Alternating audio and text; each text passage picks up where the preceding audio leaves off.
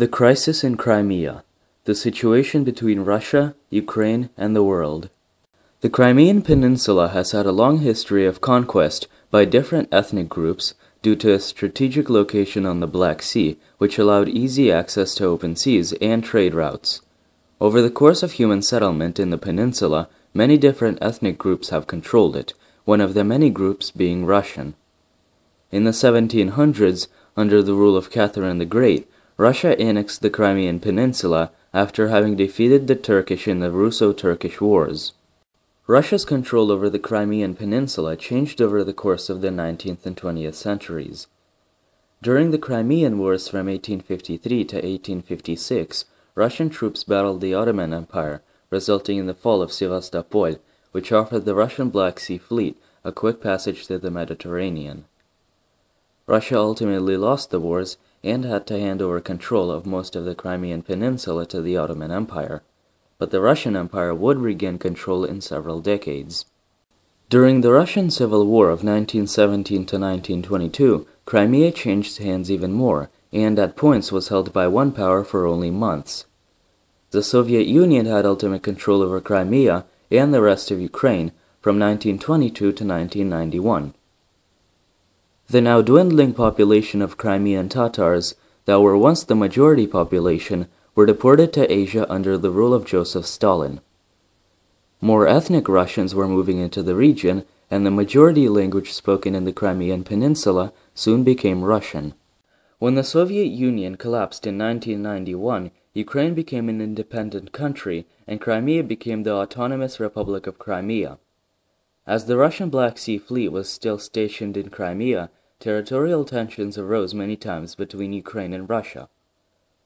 However, Crimea was considered to be part of Ukraine by the Ukrainian government, while the Russian government considered the decisions of the Ukrainian government void. The Russian Federation later handed over Crimea to Ukrainian control.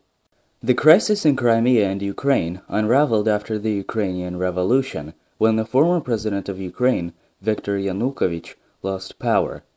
The Ukrainian government had been corrupt since 2004 and had been steadily getting worse.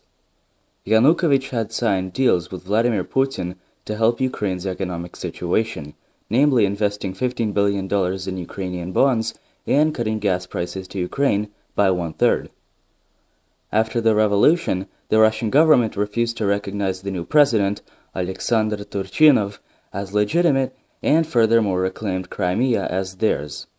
The Ukrainian Revolution had been initiated by waves of protesters on the streets of Kiev, some wanting to establish a better connection with the Russian Federation, and some others wanting to join the European Union.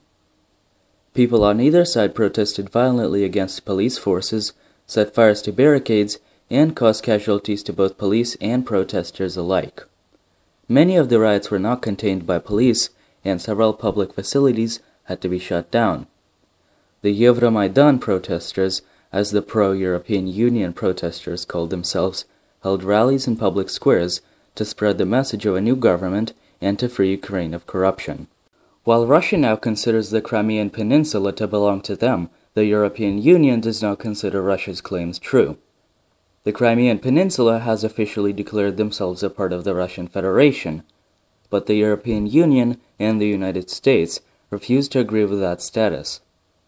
After the former president of Ukraine was deposed and the new president took place, the interim government of Ukraine signed an agreement with the European Union that would help establish better funding for Ukraine's internal and external matters. Russian troops have invaded and taken over the Crimean Peninsula since Vladimir Putin's announcement that the new interim government was established in a coup d'etat. In response to Russia's takeover of Crimea, several countries in the European Union have considered economic sanctions.